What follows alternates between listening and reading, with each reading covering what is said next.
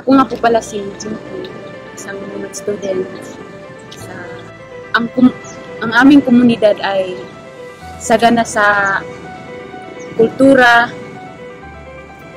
lalong-lalo na kaya sa likod nito ay may mga malalaking minahan na nakapasok sa usaping pagmimina. Kami ay matindi rin din yung paglaban namin sa pagmimina.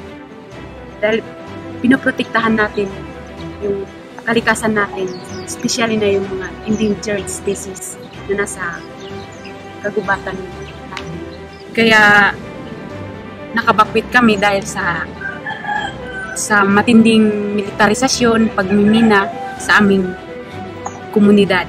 Malaking paglabag sa karapatang pantao ang pagpapasara ng aming mga lumagnong paaralan dahil tugot pawis ang binuwis ng aming magulang para lang maitayo. Pero anong ginawa ng Estado? Giniba nila yung aming mga paaralan, pinapasara.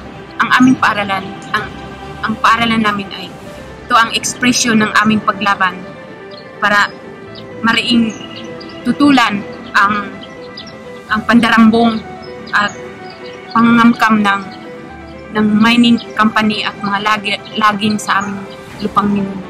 Yung mga kapwa naming estudyante ay pinapatay din nila katulad ni Ubilio Bayaw na kamag-aral namin pinapatay na siya ay lumalaban para sa lupang ninuno. Yung mga teacher namin sinasampahan ng gawa-gawang kaso. Yung mga magulang namin sinasampahan din ng gawa-gawang kaso, pilit na pinapasurinder na hindi naman sila mga NPA.